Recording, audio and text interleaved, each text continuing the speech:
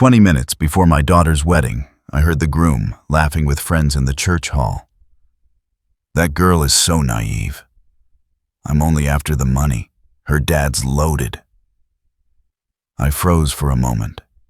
2 hours later, I did something that made him regret it forever.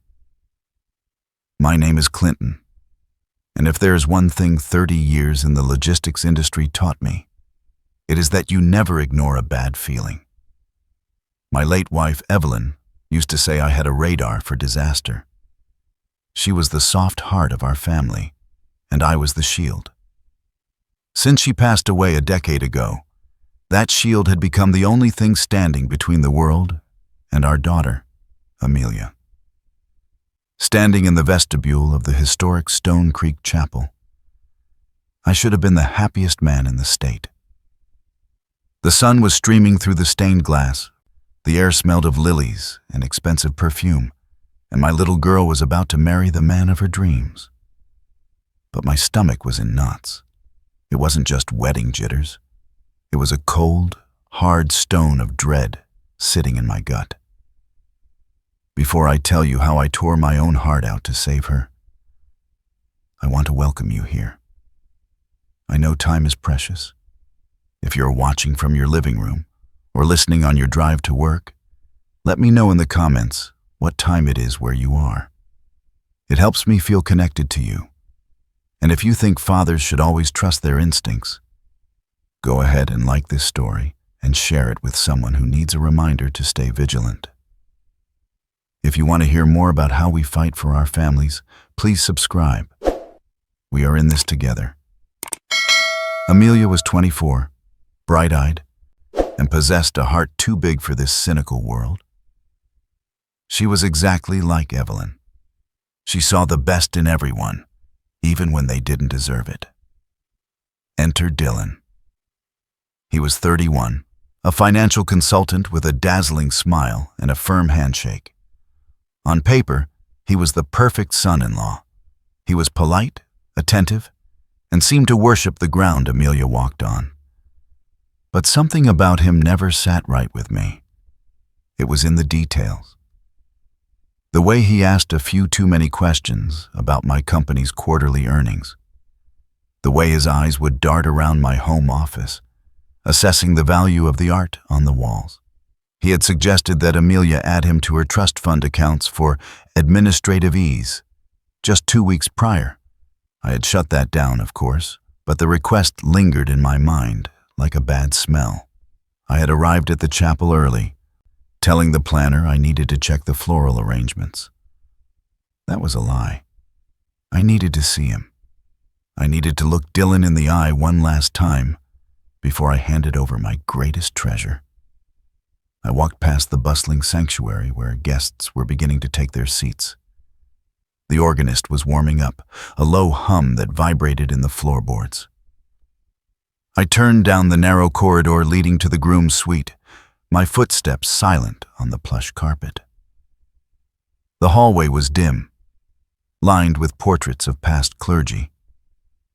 It was quiet back here, away from the chaos of the main entrance. I reached for the handle of the groom's room, intending to knock and offer a pre-wedding toast. That was when I heard it. A laugh. It wasn't the nervous chuckle of a man about to pledge his life to a woman. It was a raucous, ugly sound. It was the sound of a predator who had just cornered his prey. The door was cracked open just an inch. I froze. My hand hovered over the brass knob. Dylan's voice drifted out, clear as a bell, cutting through the silence of the corridor. He was talking to his best man, Travis, and another groomsman I didn't know well. "Relax, man," Dylan said, his voice dripping with arrogance. "The old man is clueless. He thinks I'm the golden boy. He's been handing me the keys to the kingdom, and he doesn't even know it." My blood ran cold. I slowly lowered my hand. Instinct took over. I reached into my tuxedo pocket and pulled out my smartphone. My fingers, usually steady, trembled slightly as I swiped to the camera app and hit the red record button. I held the lens up to the crack in the door, praying they wouldn't see the shadow. Through the screen of my phone, I saw Dylan checking his reflection in the mirror, adjusting his tie with a smirk I had never seen before. "But Amelia," Travis said, sounding hesitant. "She seems sweet. You're really going to go through with this?" Dylan scoffed. "Sweet? She's pathetic. That girl is so naive. I'm only after the money. Her dad's loaded. We're talking $12 million in liquid assets alone, not to mention the real estate. Once the papers are signed, I'm in. I give it 6 months. I'll drain the accounts, pay off the loan sharks in Vegas, and then, well, accidents happen." "Accidents?" the third voice asked, nervous. "Hiking is dangerous," Dylan said casually, turning to face them. "Cliffs are slippery. Or maybe she just gets heartbroken when I leave and I take half. Either way, I win. I need that cash, boys. Those guys in Vegas aren't asking nicely anymore. This wedding is my get-out-of-jail-free card." I felt like I had been punched in the throat. He wasn't just a gold digger. He was threatening my daughter's life. He was talking about killing Amelia like it was a line item on a spreadsheet. I pulled the phone back, pressing it against my chest to muffle the sound of my own breathing. My heart was hammering against my ribs like a trapped bird. Rage, hot and blinding, washed over me. I wanted to kick that door down. I wanted to walk in there and tear him apart with my bare hands. I wanted to end him right there in the church hallway. But I couldn't. If I stopped the wedding now, he would just walk away. He would disappear, find another victim. Or worse, the people he owed money to might come after us out of spite. And there was Amelia. She was upstairs, in her white dress, thinking this was the happiest day of her life. I looked at the phone in my hand. I had the evidence. I had the knife, but I had to decide how to twist it. It is a terrible thing to realize that the person your child loves is a monster. It makes you question everything you did as a parent. If you have ever stood between your family and something that wanted to hurt them, you know this feeling. It is a heavy, suffocating weight. But we carry it because we have to. If you believe that protecting your own is the highest calling a person can have, I'm asking you to subscribe right now. Not for metrics, but to stand with us. To say that you would do whatever it takes, just like I was about to. I backed away from the door, my movements mechanical. I needed to get to the bridal suite. I had 20 minutes. 20 minutes to shatter my daughter's heart to save her life. I took the back stairs, taking them 2 at a time, gasping for air. When I reached the suite, I paused outside. I could hear laughter. Amelia and her bridesmaids were toasting with champagne. I knocked. The laughter died down.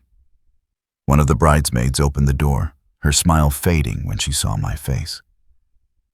"Mr. Clinton? Is everything okay?" "I need to speak to Amelia," I said, my voice sounding strange to my own ears. "Alone.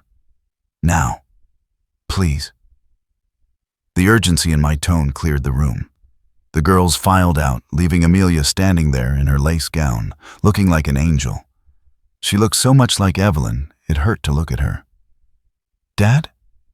She stepped forward, concern etching her forehead. "You look pale.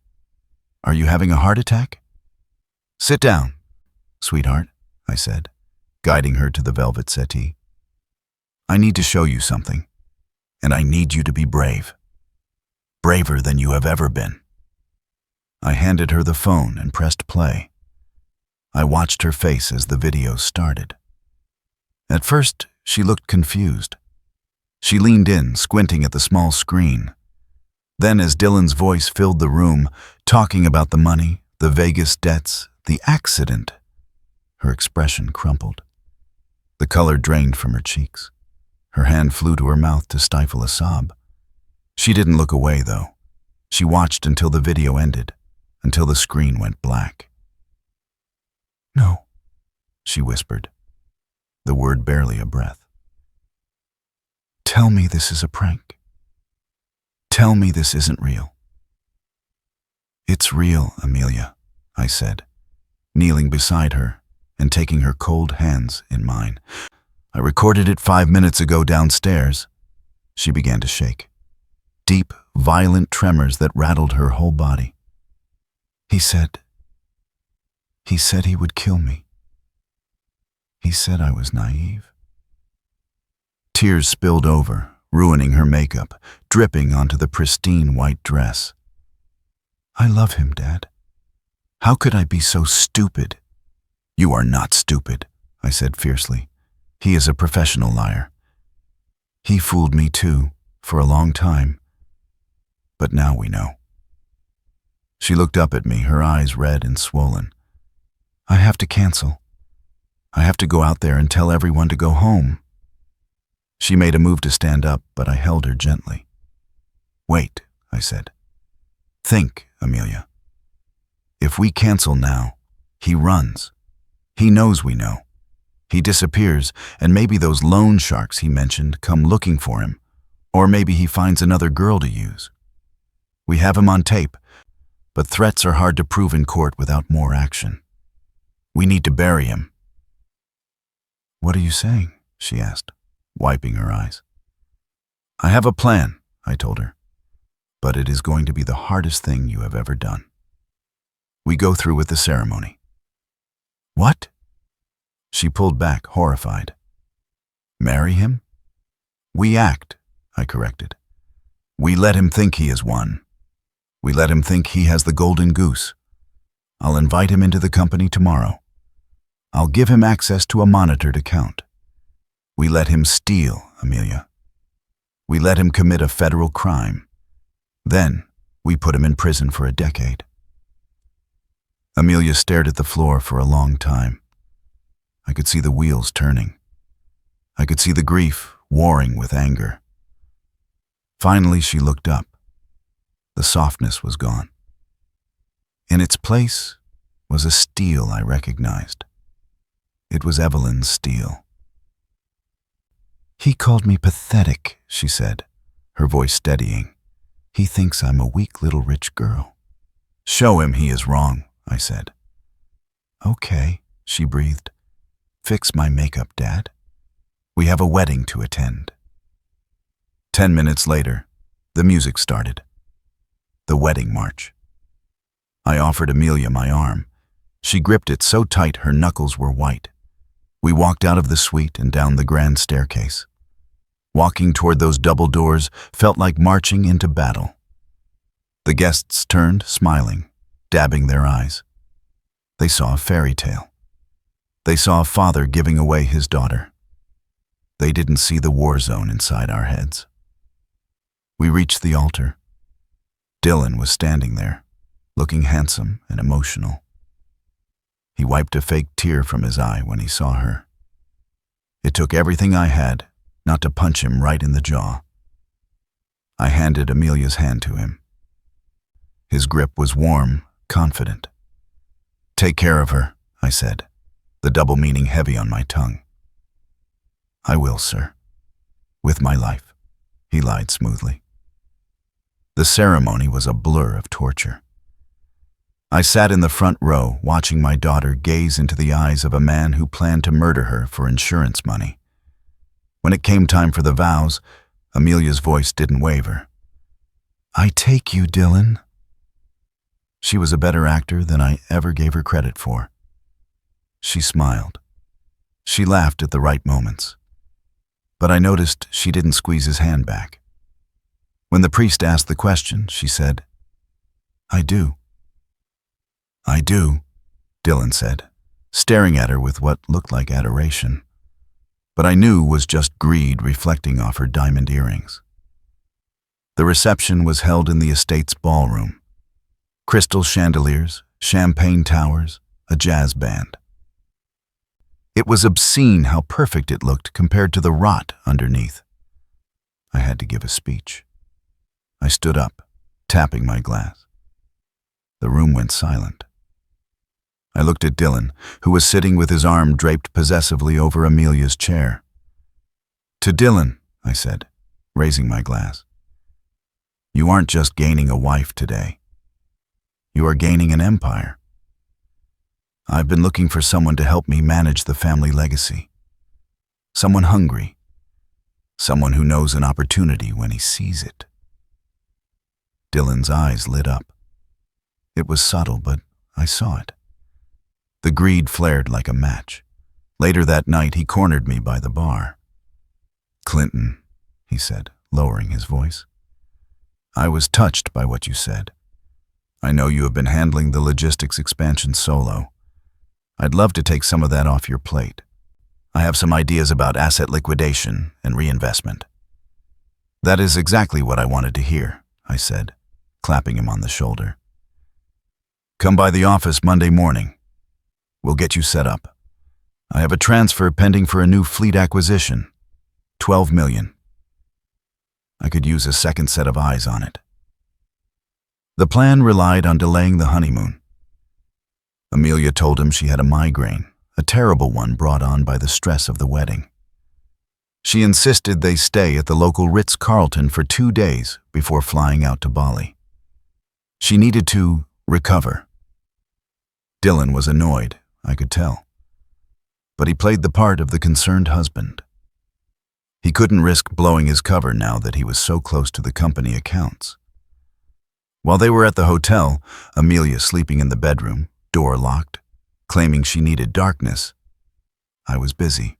I called an old friend from my college days, Officer Grant, who now worked in the fraud division. I also brought in a private investigator I used for corporate background checks. We set up a honeypot. It was a dummy account. It looked like the main operating fund of my logistics firm, showing a balance of $12 million. But in reality, it was a sandbox. A closed loop monitored by the authorities. Monday morning arrived. Dylan showed up at my headquarters at 8 o'clock a.m. sharp. Wearing a suit that cost more than my first car, he looked eager. "Welcome to the team," I said, walking him into the executive suite. "Amelia feeling better?" "She's resting," he said quickly. "She's excited for me to get started, though." "Good." I sat him down at a terminal. "Here are your login credentials. This gives you oversight of the pending acquisitions. I have a meeting in Austin tomorrow. I'm flying out tonight. I need you to monitor the wire transfer for the new fleet. It needs to clear by Wednesday." I watched him type in the password. I watched his eyes widen when he saw the balance on the screen. $12 million, he muttered, sitting right there. "That's the future of the company," I said. "Guard it with your life." By Tuesday afternoon, the pressure was mounting. My private investigator, who had tapped Dylan's phone, sent me a recording. The loan sharks were calling. "You have 48 hours, Dylan," a gravelly voice said on the recording. "Or we stop being polite. We know where you are. We know about the rich wife." "I've got it," Dylan hissed back. "I'm in the system. The old man is out of town. I just need the authorization code. It's happening today." I was sitting in a surveillance van 2 blocks away from my office building, listening to this. Officer Grant was beside me, drinking lukewarm coffee. "He's desperate," Grant said. "He's going to move on it." "Amelia is safe?" I asked. "She's at your sister's house in the country," Grant confirmed. "He thinks she's at the spa." I had told Dylan I was in Austin, unreachable for a few hours during a negotiation. In reality, I was watching his every keystroke on a mirrored laptop in the van. At 2:15 p.m., Dylan logged back into the system. He was sweating. I could see it on the office security camera feed. He kept loosening his tie, checking the door. He opened the fleet acquisition transfer protocol. He paused. He was hesitating. This was the point of no return. If he clicked that button and changed the routing number, it was wire fraud. It was embezzlement. It was over. "Do it," I whispered. "Show us who you are." He pulled out a piece of paper from his pocket, an offshore account number in the Caymans. He began to type. The numbers filled the field. He deleted the legitimate vendor's information and replaced it with his own shell account. He set the transfer amount, not the full 12 million. He was smart enough to know that would trigger alarms immediately. He typed in 1.5 million, just enough to pay his debts and have a nest egg. "Smart," Grant muttered, structuring the transaction to look like a down payment. Dylan hit enter. A confirmation box popped up. Authorized transfer of $1,500,000 USD. He didn't even blink this time. He clicked yes. On our screen, a red banner flashed. Transaction flagged. But on Dylan's screen, it showed processing success. We had him. Dylan sat back in my leather chair, exhaling a long breath. He smiled. It was that same arrogant, victorious smile I had imagined when I heard him laughing in the church hallway. He thought he had pulled it off. He thought he was smarter than everyone in the room. He pulled out his phone, likely to text his bookie. "Move in," Officer Grant said into his radio. I watched the security feed. The elevator doors on the executive floor opened. 4 uniformed officers and 2 detectives in plain clothes stepped out. They moved quickly down the hall. Dylan looked up just as the door to my office burst open. The phone dropped from his hand. "Dylan Miller!" Detective Grant's voice boomed through the speakers. "Hands where I can see them." "Now!" Dylan scrambled back, knocking over his chair. "What? No, I work here. I'm the CFO." "You're under arrest for wire fraud, attempted embezzlement, and conspiracy," Grant said, slapping the cuffs on him. I waited until they had him secured. Then I opened the door of the van and walked to the building. I took the elevator up. I wanted to see this. When I walked into the office, they were hauling him up. He looked wild, terrified. Then he saw me. "Clinton," he yelled. "Clinton, tell them. You authorized this. You told me to handle the accounts." I stood there, calm, hands in my pockets. "I told you to guard the future of the company, Dylan. I didn't tell you to wire $1.5 million to an account in the Cayman Islands registered to a shell company you opened 3 days ago." His face went white. "How? How did you know?" I pulled my phone out, the same way I had in the church. "Because I listen," I said, "and because my daughter isn't naive. She's brilliant." The elevator dinged again. Amelia walked out. She wasn't wearing her wedding dress anymore. She was wearing a sharp navy blazer and jeans. She looked strong. Dylan stared at her, pleading. "Amelia, baby, please, this is a mistake. Your dad is setting me up." Amelia walked right up to him. She didn't flinch. "I heard you," she said, her voice ice cold. "In the hallway. 20 minutes before the wedding, I heard you call me pathetic. I heard you talk about my accident." Dylan's mouth opened and closed like a fish. The realization hit him. The wedding. The vows. The honeymoon delay. It was all a play. And he was the puppet. "You knew?" he whispered. "You married me knowing?" "I married you to bury you," she said. The trial was short. The video evidence of his threats, combined with the digital trail of the embezzlement, was a slam dunk. It turned out we weren't his first victims, just the first ones to catch him. He had defrauded 2 other families in Oregon. He was sentenced to 12 years in federal prison. The annulment was processed quickly after the conviction. Amelia took some time off. We went to a cabin by the lake, just the 2 of us, to heal. She cried a lot in those first few months, mourning the man she thought he was. But she came out of it stronger. She took over the operations department of the company a year later, and she runs it with an iron fist. She has her mother's heart, but she has my eyes now. She sees the world for what it is. We visit Evelyn's grave every Sunday. I tell her that I kept my promise. I tell her that our little girl is safe. There is evil in this world. It hides behind smiles and expensive suits. It hides in church hallways, but there is also justice. There is the bond between a father and a daughter that nothing can break.